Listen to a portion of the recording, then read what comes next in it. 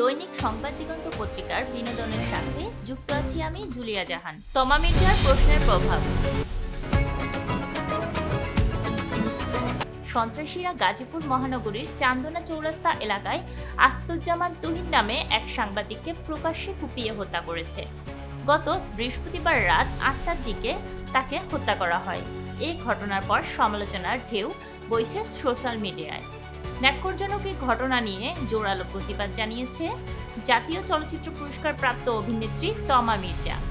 একটি খবরের screenshot post করে তার ক্যাপশনে লেখেন, উনার দোষটা কি ছিল একটু জানাবেন?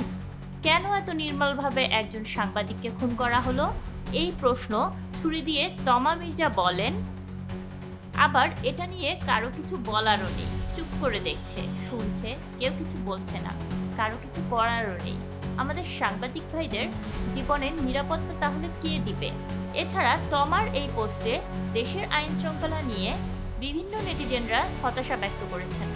এর মধ্যে ফরহাদ নামে একজন লেখেন, এদেশে আবার কিসের নিরাপত্তা, এদেশ বিক্রি হয়ে গেছে। রবিউল নামে একজন লেখেন, কারণ এটা বাংলাদেশ।